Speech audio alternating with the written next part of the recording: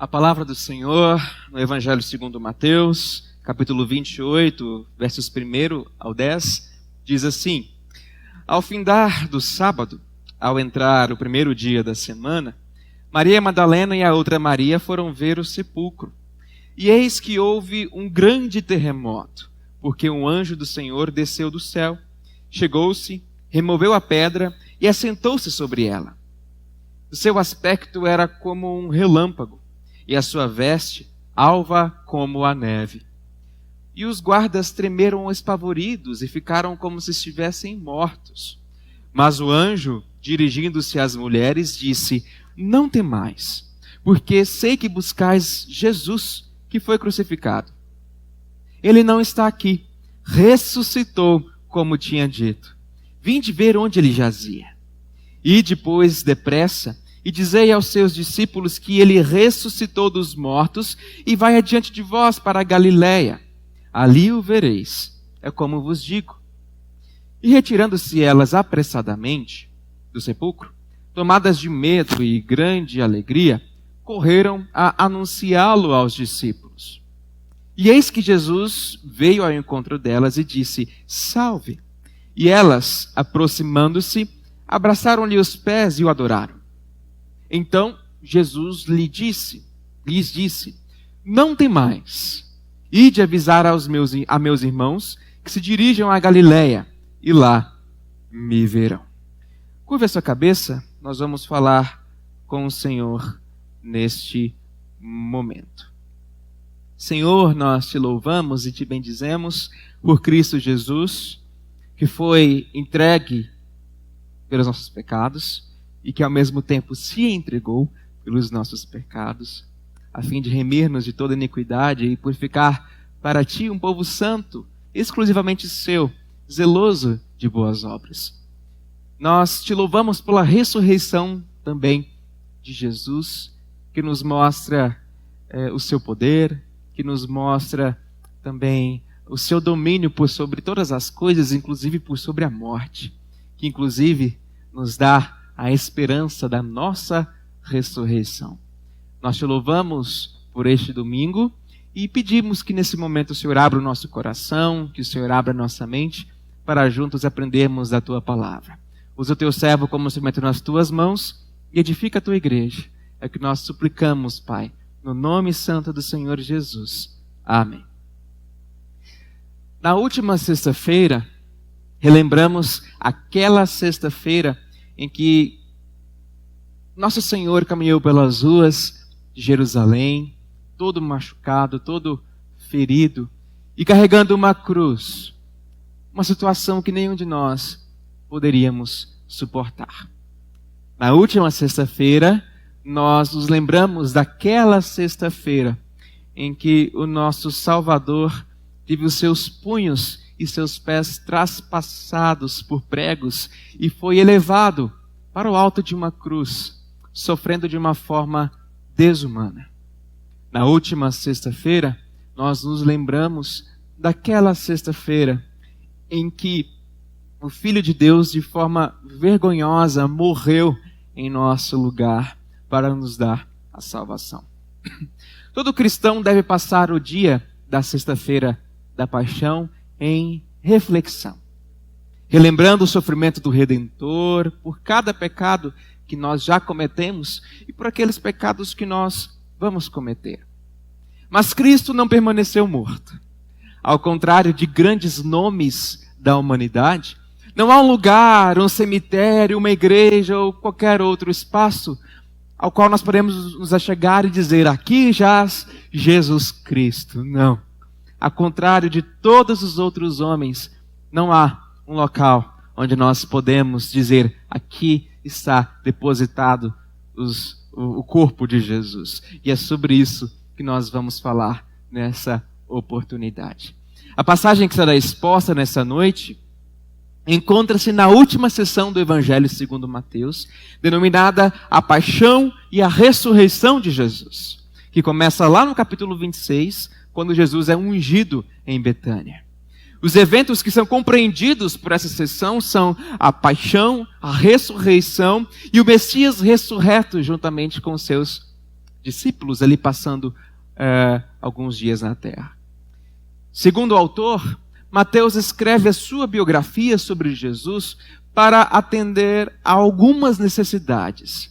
Dentre elas, instruir e talvez catequizar, fornecer material apologético e evangelístico, especialmente para judeus, encorajar os cristãos em seu testemunho diante de um mundo muito hostil, e também para inspirar fé mais profunda no Cristo ressuscitado, o Messias, junto com a compreensão madura da pessoa, da obra e do lugar único que Jesus tem no desdobramento da história da redenção.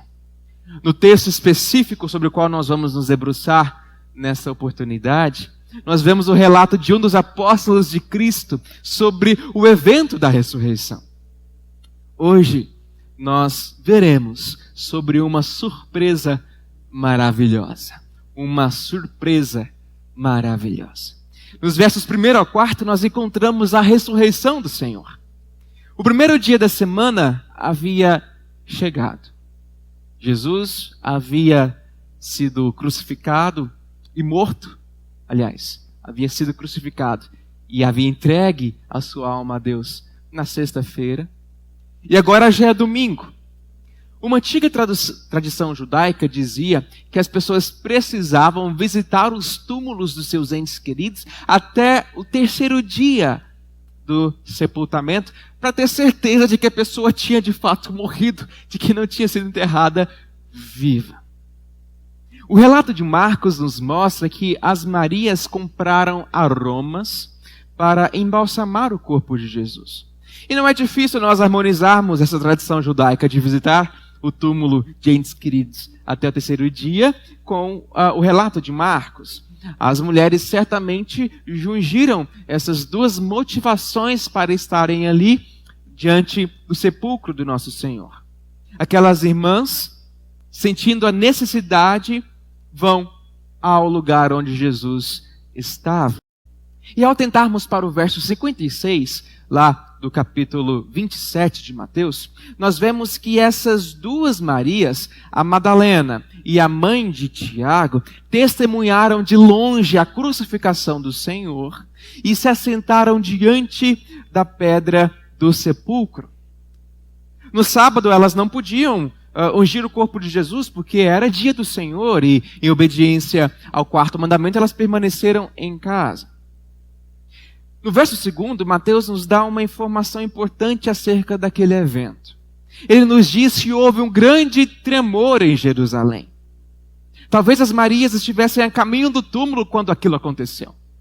O evangelista nos diz que a causa daquele tremor foi a descida de um anjo do Senhor que, após chegar, removeu aquela pedra e assentou-se sobre ela.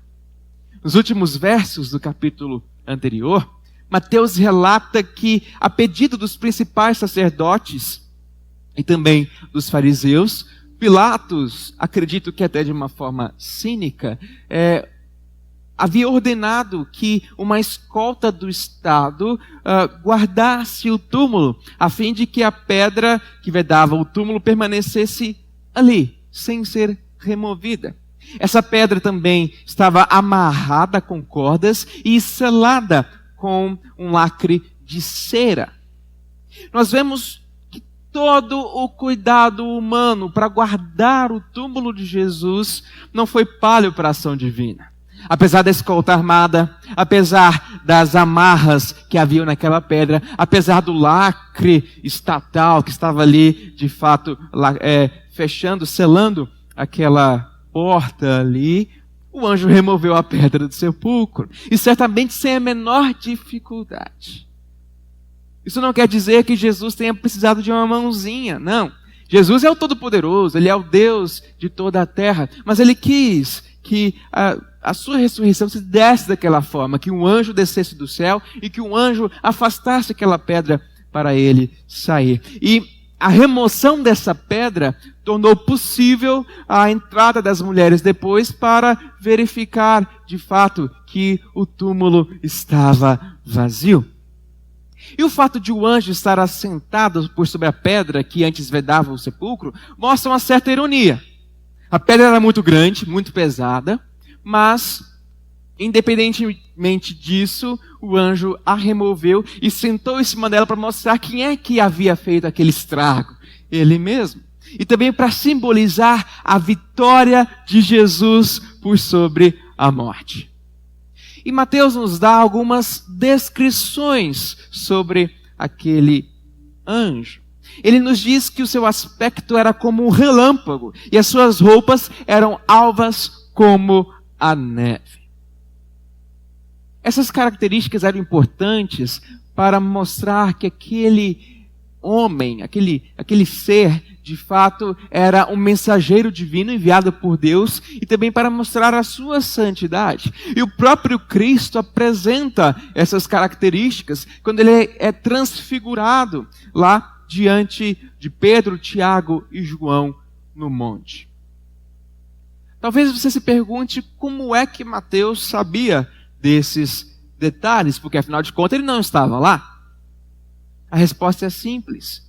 Certamente as Marias, tanto a Maria Madalena quanto a Maria mãe de Tiago, contaram esses pormenores para o colégio apostólico, do qual Mateus fazia parte.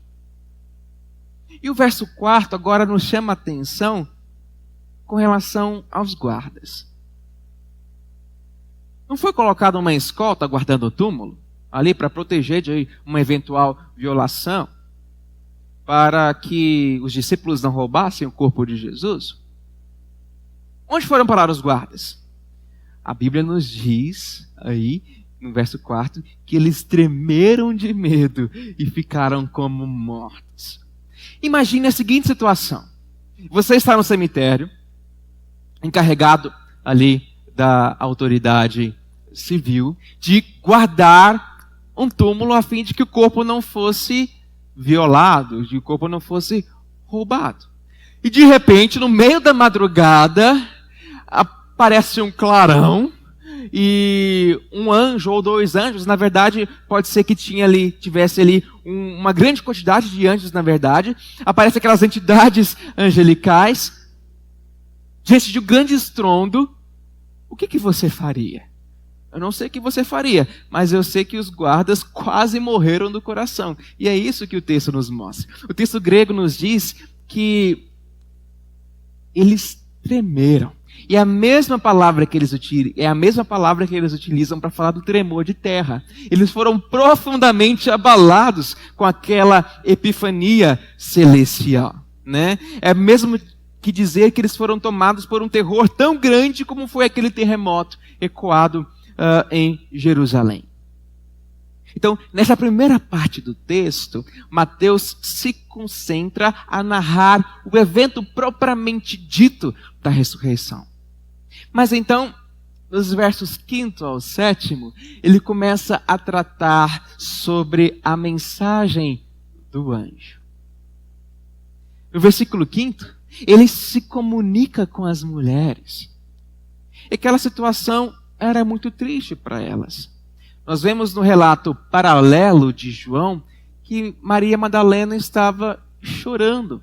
Ela estava triste porque ela pensava que o corpo do Senhor Jesus havia sido roubado. Tanto que ela acha que Jesus é o jardineiro quando ele vai ao encontro dela e pede que ele devolva o corpo do mestre, caso tenha sido ele quem havia retirado o corpo do Senhor. Maria Madalena e provavelmente a outra Maria também não se lembravam de que o próprio Cristo havia dito que ele ressuscitaria.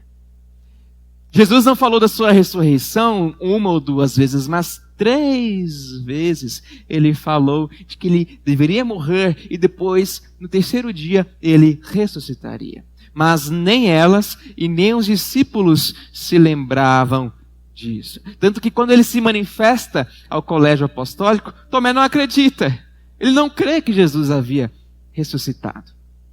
E ao se deparar com um túmulo aberto e com o sumiço do corpo do Senhor, além de ficarem muito entristecidas, quando viram o anjo ou os anjos, certamente aquelas mulheres ficaram tomadas de grande medo. Afinal de contas, provavelmente elas nunca tinham visto antes uma manifestação de um ser celestial. E é nesse momento em que ele diz, não temais. Diante de toda aquela circunstância frustrante e angustiante, o enviado por Deus traz consolo ao coração daquelas irmãs. Elas não foram as primeiras a ficarem amedrontadas diante de uma manifestação de algum anjo. O próprio Zacarias, pai de João Batista, que era um sacerdote, que certamente conhecia muito bem a palavra de Deus, ficou tomado de medo quando o anjo aparece para ele, para avisá-lo de que mesmo velho, ele seria pai de um menino, e esse menino seria o precursor do Messias. E ele fica assim, aterrorizado. O anjo então justifica a sua fala às mulheres. Primeiro ele diz, não temais. Ele conforta o coração delas e justifica, porque sei que buscais a Jesus que foi crucificado. Ele não está aqui. Ele ressuscitou, como havia dito. Não havia necessidade de medo. Elas não eram pessoas que estavam procurando fazer alguma arte ali. Não. Elas estavam buscando Jesus. E o corpo do Redentor não havia sido roubado. Ele ressuscitou da morte. O Hades não pôde detê-lo, como nós recitaremos daqui a pouco no Credo Apostólico. Jesus não foi vitimado pela morte. E foi Ele mesmo que entregou a sua alma a Deus. Foi Ele quem determinou a hora que Ele morreria. E a morte não pôde detê-lo. Ele é o Senhor da morte, como é o Senhor da vida. E vitorioso, Ele derrota a morte e ressurge para a nossa esperança e salvação. E ninguém mais que um anjo do Senhor seria a pessoa mais digna de anunciar tão maravilhosa notícia. Quando nós olhamos para os eventos em que o Novo Testamento relata a anunciação do nascimento de Jesus, nós vemos que havia grande intervenção angelical. Primeiro, Gabriel a quem anuncia a Zacarias que ele seria pai do profeta que prepararia o caminho do Senhor. Segundo, foi um anjo quem disse a Maria que ela daria a luz ao Filho de Deus. Foi um anjo quem convenceu José de que Maria estava dizendo a verdade. Foi um anjo quem anunciou a pastores as boas novas do nascimento do Messias prometido. Foi um anjo quem avisou os pais de Jesus para que eles fugissem de Israel, porque Herodes ia matar os meninos de 2 anos para baixo. Foi um anjo depois quem aparece novamente aos pais do menino e os avisa para que eles retornem para Israel, porque o Herodes havia morrido. Se os anjos foram aqueles que anunciaram o nascimento do Messias, os anjos deveriam ser aqueles quem anunciariam também a sua ressurreição. Eles deveriam ser os responsáveis por proclamar essa notícia. Uma ressurreição sem essas circunstâncias seria como uma primavera sem flores, ou como um sol sem raios. O próprio rei Davi havia profetizado a ressurreição de Jesus. Lá no Salmo 16, ele diz, pois não deixarás a minha alma na morte, nem permitirás que o seu santo veja a corrupção. Em Cristo, o descendente de Davi, Deus cumpre a promessa que havia feito ao rei de Israel. Jesus não experimentou a decomposição do seu corpo, mas foi transformado e foi glorificado. E após anunciar essa gloriosa notícia, o anjo convida aquelas irmãs a verem a pedra sobre a qual o corpo do Redentor repousava. E ele as ordena, ide, pois, depressa, e dizei aos seus discípulos que ele ressuscitou dos mortos. As Marias puderam ver com seus próprios olhos a pedra removida e o túmulo desocupado. As Marias puderam ouvir com seus próprios ouvidos a notícia grandiosa que cumpria a promessa feita pelo próprio Jesus 3 vezes antes dele ser preso. E agora elas deveriam sair e testemunhar essa realidade aos demais discípulos. E o fato de elas terem sido encarregadas de proclamar essa notícia provavelmente soou muito estranho para o ouvido delas. Sabe por quê? As mulheres não desfrutavam de muita credibilidade naquela época. Então algumas pessoas dizem que o relato da ressurreição é fake. É uma fake news, que não aconteceu. Inclusive, os liberais, os teólogos liberais diziam que Jesus não ressuscitou fisicamente, mas que ele ressuscitou em nosso coração. Soa até bonito, mas não. O fato de o texto bíblico dizer que mulheres relataram o evento da ressurreição em uma cultura na qual mulheres não tinham credibilidade, legitima o relato da ressurreição. Porque se fosse mentira, a igreja primitiva ou os apóstolos não diriam que teriam sido mulheres as proclamadoras dessa verdade, mas sim homens. Mas o fato de serem mulheres aqui no registro sagrado nos dá prova de que isso é verdadeiro. E a anunciação daquele fato deveria ser feita depressa. Essa é a ordem do anjo, dada a exultação diante daquela grande notícia. Além de dizerem o que viram, as mulheres também deveriam levar o recado de que Jesus os encontraria na Galileia aos discípulos, conforme o próprio Cristo havia avisado lá na quinta-feira, na última ceia, quando ele disse: esta noite todos vós vos escandalizareis comigo, porque está escrito: ferirei o pastor e as ovelhas do rebanho ficarão dispersas, mas depois da minha ressurreição irei adiante de vós para a Galileia. O fato de eles estarem com medo dos judeus e chorando mostra que eles não entenderam a determinação de Cristo. Não entenderam. Nessa segunda parte, Mateus se concentra em mostrar a fala do anjo às mulheres. Mas então nos versos restantes, no 8º ao 10, nós vemos o encontro delas com o Redentor. O encontro com o Redentor. Atendendo à exortação do anjo, elas saem correndo do túmulo para correr e avisar aos discípulos de que eles encontrariam o Senhor na Galileia. Cheias de medo e de alegria ao mesmo tempo, elas saem depressa dali. Ao olharmos para o texto do capítulo anterior, nós vemos que as Marias acompanharam a crucificação de Jesus ao longe. Mais tarde, quando José de Arimateia consegue ali a autorização para tirar o corpo de Jesus e enfim retira o corpo de Cristo e o sepulta, elas viram tudo aquilo. Elas estavam assentadas diante da pedra que foi colocada na entrada do túmulo. Mas agora tudo estava diferente. O corpo sem vida do Redentor já não estava mais no sepulcro.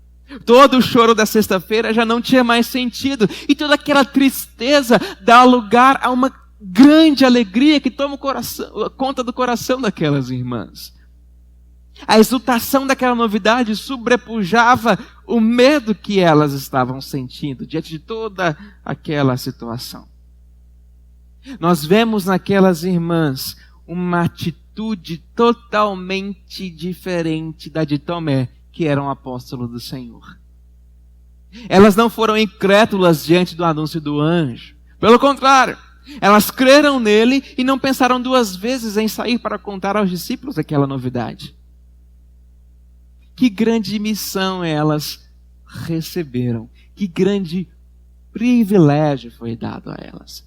E muito provavelmente elas se viram como bem-aventuradas por aquela situação na qual elas foram colocadas. Então elas correram para anunciar aos discípulos a fim de consolá-los com os mesmos confortos com os quais elas foram confortadas por Deus. Mas no verso 9 nós vemos que a correria delas foi interrompida. O próprio Cristo vai ao encontro delas e diz: salve. Ele as cumprimenta de forma simples e doce, como ele sempre fazia. Como deve ter sido maravilhoso aquele momento. A última imagem que elas tinham do Redentor era dele envolto em linho, sendo carregado para dentro de uma sepultura. Mas agora elas veem o Senhor, elas escutam a sua doce voz, e elas então são saudadas pela mesma maneira com a qual elas eram saudadas por Jesus. Depois das cenas de horrores vistas por toda a Via Crucis e por fim na cruz, agora aquelas tristes lembranças dão lugar à doce saudação do Messias. E sem pensar duas vezes, elas se jogam aos pés do Senhor, o abraçam e o adoram. Não poderíamos esperar atitudes diferentes. O Redentor estava vivo, ele está vivo, ele venceu os grilhões da morte e glorificado, ele podia ser visto e tocado. Ao abraçar os seus pés, as mulheres estavam mostrando a sua submissão ao Senhor, da maneira pela qual os súditos orientais estavam acostumados a prestar homenagem a um príncipe soberano. Nós encontramos nesse texto uma grande recompensa dada por Deus àquelas mulheres. Elas acompanharam todo o ministério de Cristo. Quando Jesus foi crucificado, onde elas estavam? Observando de forma triste aquela situação. Quando ele foi sepultado, elas estavam ali. No sábado elas não puderam ir ao sepulcro porque era dia do Senhor, elas tinham que ficar descansando em casa. Mas no raiar do outro dia, elas correm para onde? Para o sepulcro. Para ver se Jesus estava tudo bem ali e para ver se e para ungir o corpo do Redentor. Enquanto os apóstolos estavam chorando e reclusos, onde estavam as mulheres? Indo ao túmulo do Redentor. E agora, em resposta à sua devoção e lealdade, elas puderam ser as primeiras a contemplar o Salvador vivo e glorificado. Nós vemos nesse encontro um misto de reverência, amor, honra, além da confirmação do fato anunciado pelo anjo. No verso final, Jesus conforta o coração das suas discípulas. Ele pede que elas não tenham medo. Tudo aquilo era muita informação para elas. Era muita coisa para a cabeça daquelas mulheres. Tudo era tão surreal, do modo que talvez elas não conseguissem processar aquele monte de informação. E assim, com um misto de temor e alegria, elas adoram a Jesus. E de forma doce e terna, como Jesus sempre agia, ele as conforta e confirma a determinação angelical. Elas deveriam ir ao encontro dos outros discípulos e dizer que eles deveriam ir para a Galiléia, como Jesus havia dito antes. E essa determinação divina nos traz duas implicações. Primeiro, de forma implícita, elas não iam chegar, olha, vocês têm que ir para a Galiléia porque Jesus vai encontrar vocês lá. Estava implícito que elas diriam: ei, nós vimos o Redentor, nós vimos o anjo e o sepulcro está vazio. A segunda implicação que nós temos aqui é que eles de fato deveriam ir para a Galiléia, ver, ouvir e tocar o Mestre como elas mesmas fizeram. E observe que Jesus não chama os discípulos de discípulos, nem os chama de amigos. E menos ainda que eles merecessem, de traidores, porque eles abandonaram Jesus. Não. Como é que Jesus os chama?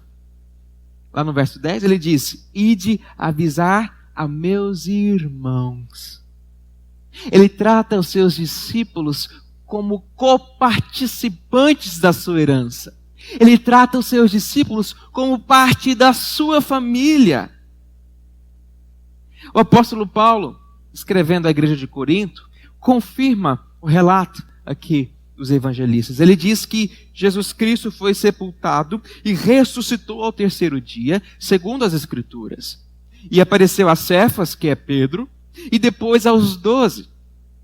Depois foi visto por mais de 500 irmãos de uma só vez, dos quais a maioria sobrevive até agora, porém alguns já dormem. Uma surpresa maravilhosa é o que aquelas mulheres tiveram e é o que nós aprendemos nessa noite.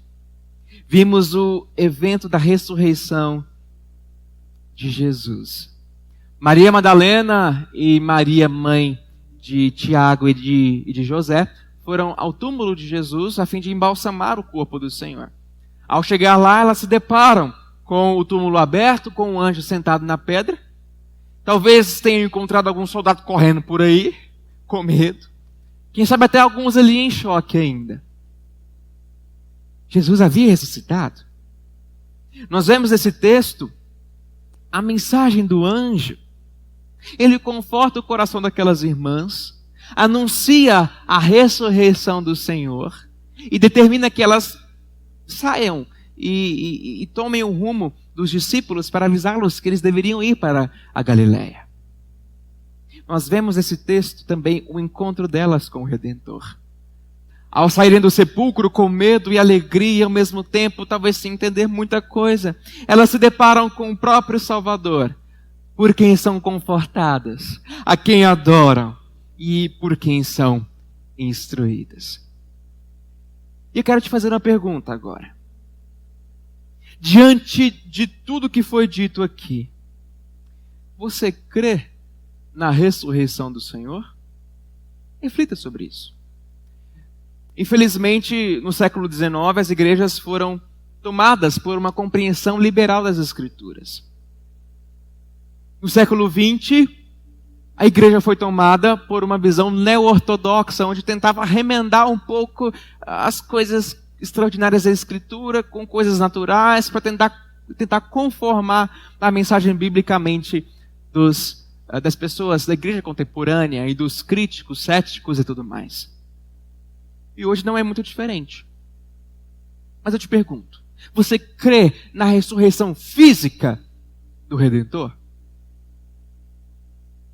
A ressurreição de Jesus, física, palpável e real, é um fato importantíssimo para a vida da igreja. Importantíssimo para a vida de cada cristão em particular. O apóstolo Paulo nos ensina que se Cristo não ressuscitou, é vã a nossa fé, e nós ainda permanecemos nos nossos pecados. E ainda mais, os que dormiram, os que morreram, pereceram. E nós vamos perecer também. Se Cristo não ressuscitou, nós permanecemos perdidos sem qualquer esperança. Se não crermos em Cristo, nós não fazemos parte do povo eleito do Senhor. Porque Ele ressuscitou, nós somos perdoados do nosso pecado. Olhar para a Páscoa só para a sexta-feira da paixão é olhar de forma incompleta. É olhar para a Páscoa com tristeza. Olhar para a Páscoa de forma legítima e plena é ver a sexta, o sábado de silêncio, o sábado santo e o domingo de ressurreição. Porque Cristo ressuscitou, nós somos perdoados. Porque Ele ressuscitou, não há condenação para nós. Porque Ele ressuscitou, nós não sofreremos juízo divino no último dia. Reverendo Hermes Sem Maia nos ensina que o cristianismo é uma religião de ressurreição. A ressurreição é o ponto de convergência de nossa fé. Negar a veracidade histórica da ressurreição de Cristo significa tirar toda a razão de ser histórica e transcendente do cristianismo. Se você tem dificuldades para crer na ressurreição de nosso Senhor Jesus Cristo, eu te peço, estude. Há muito material falando sobre a ressurreição de Jesus. Material histórico, apologético. Estude sobre isso.